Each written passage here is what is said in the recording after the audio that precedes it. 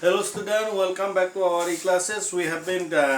completed the first unit and we have discussed the unit number 2, that is Reserve Bank of India. And your exam should be the come from those two units. Already you have to very much well known about the Reserve Bank of India, which have been lot more of discussion and lot more of the knowledge on about the Reserve Bank of India. Both of the students are great from HS first year also.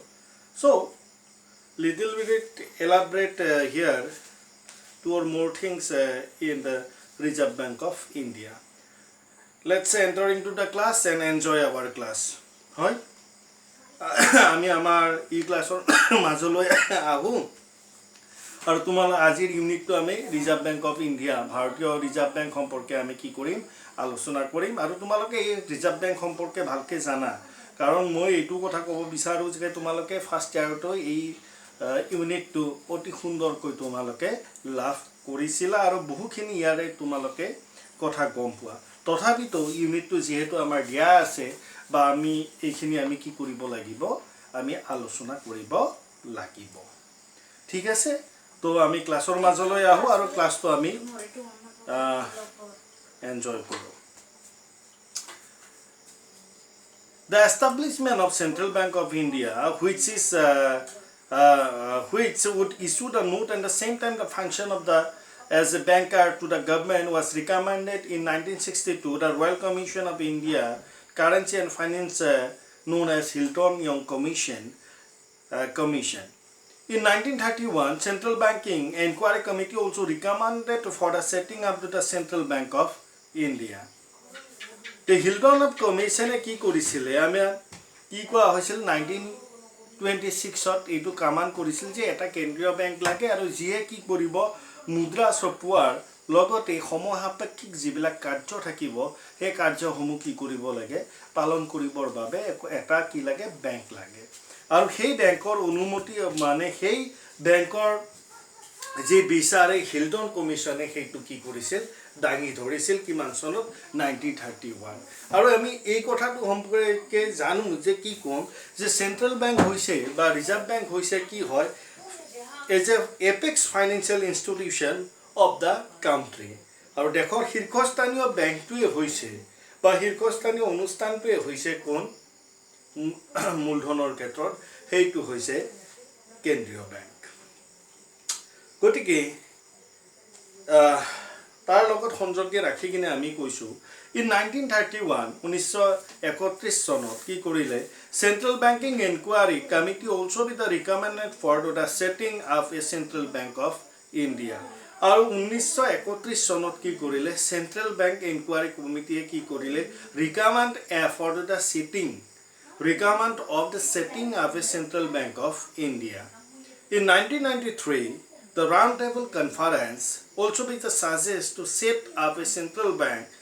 free from the political interference. Aru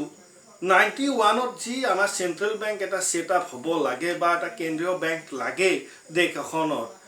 hei kotha khini ki korile set hoi gol aru logote ki korile 1933 etu recommend korile je that the particular way which have been the discussing onto the roundtable conference also be the suggest that a central bank to be the set up and should be the totally free from political interference je rajnotik merpesor pora eta enekwa bank ami stapon koribo lage je ki koribo dekhor mudra niti hokolo bilak sabo dekhor mudra niti hokolo bilak dangi dhoribo লগতে কি কৰিব political ইন্টাৰফেয়াৰেন্স G থাকিব অৰ্থাৎ ৰাজনৈতিক কোন ধৰণৰ তাত প্ৰৱেশ নথকাকৈ এটা বেংক কি কৰিব লাগে স্থাপন হ'ব লাগে as a result of all those the recommendation and suggestion a fresh bill was introduced the Indian legislative assembly on September 8, 1933. The bill was passed by the Assembly on the December 22, 19 33 and got the Governor General Assent of March 6, 1934. Thus, the Reserve Bank of India was set for the working since 1st April 1935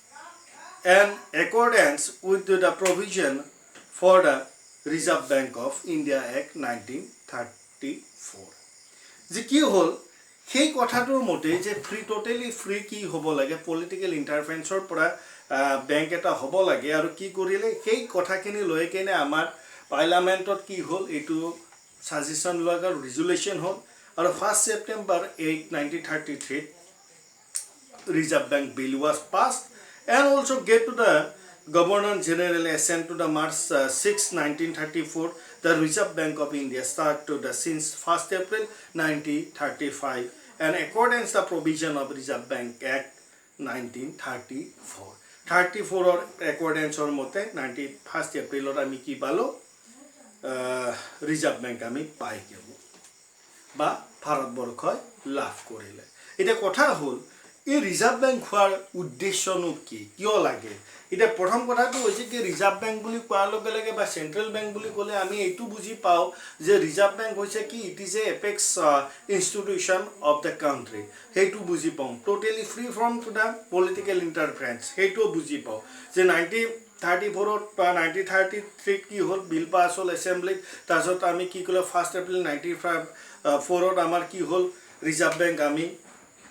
লাভ কৰিলো ঠিক আছে তাৰ উদ্দেশ্যসমূহ এনেকুৱা আছিল বা উদ্দেশ্যসমূহ তাৰ মূলত উদ্দেশ্যসমূহ এইবিলাক হয় সাবা the objectives and the reason for the establishment of RBI why the RBI established and what are the basic objectives of establishment of RBI the main objectives of establish the RBI the central bank was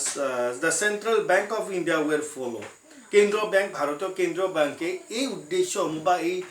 কাৰ্যসমূহ লৈ কি কৰিছিল central bank বা RBI স্থাপন হৈছিল যে কাৰ প্ৰথম কষ্টটো হৈছে কি বা অবজেক্টিভটো হৈছে কি the first objective is that to manage the monetary and credit system of the country to manage the monetary অৰ্থাৎ মূলধনৰ কি কৰিব লাগিব মূলধনৰ সঠিক ব্যৱস্থাপনা and also credit system বা যি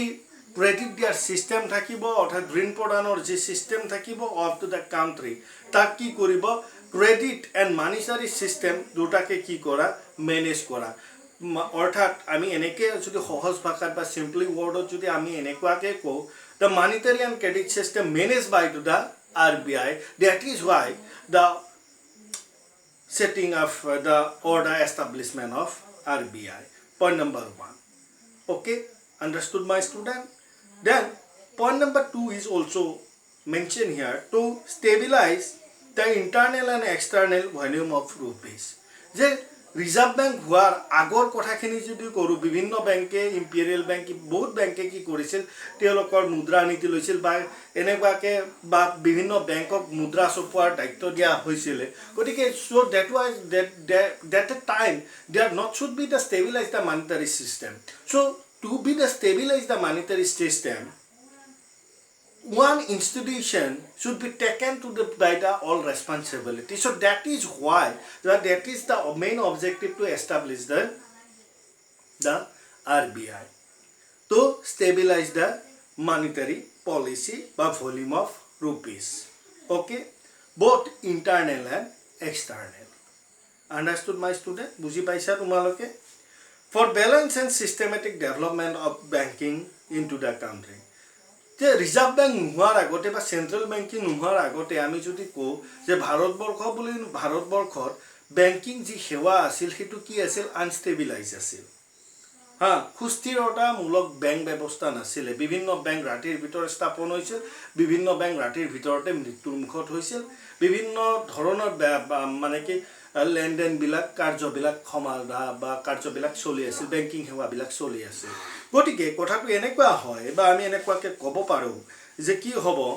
just to balance and systematic development of banking system যদি এটা ভাল যদি ব্যাংকিং সিস্টেম লাগে বা সিস্টেমেটিক লাগে তাৰ কাৰণে এটা এনেকুৱা ব্যাংক লাগিব যিয়ে কি কৰিব গোটেই ব্যাংকৰ মুৰব্বী হিচাপত কাম কৰিব হয়নে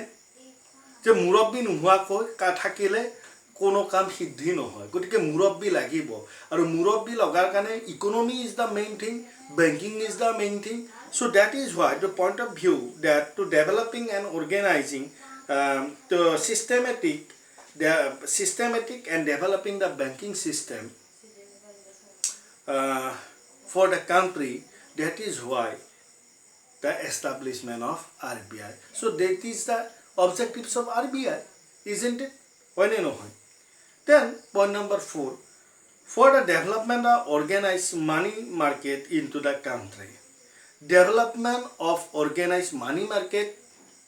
into the country. দেশত মুদ্ৰাৰ যি বজাৰ থাকিব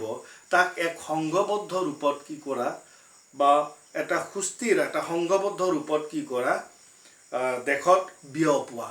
তাৰ কাৰণে কি কৰা হৈছিল ৰিজাৰ্ভ বেংক স্থাপন কৰা হৈছিল বা সেই ৰিজাৰ্ভ বেংকৰ স্থাপন হোৱাৰ অন্য এটা উদ্দেশ্য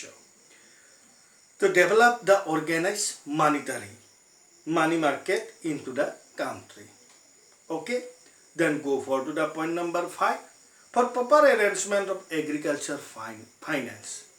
যে কৃষি কেন্দ্ৰ ভাৰতবৰ্ষ আজি নহয় অতীতৰ পৰা কি দেশ বুলি কোৱা হয় কৃষি প্ৰধান দেশ agriculture based country not to be the say today it is the earlier we are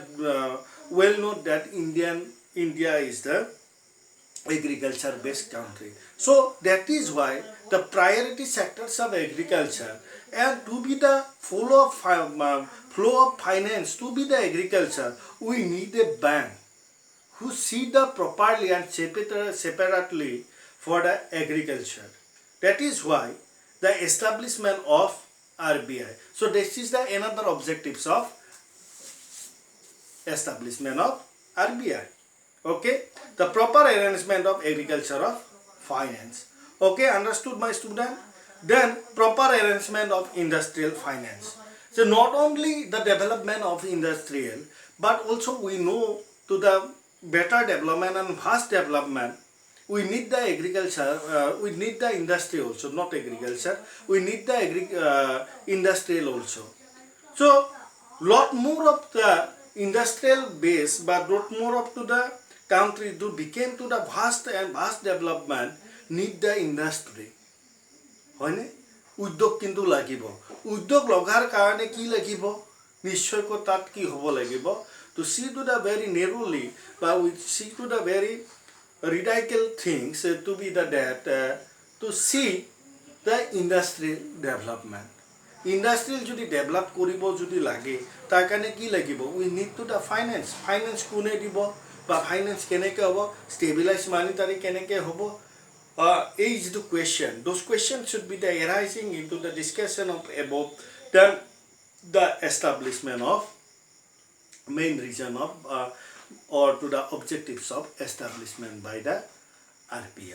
RBI কি কৰা হৈছিল তাৰ বাবে স্থাপন কৰা হৈছিল next proper management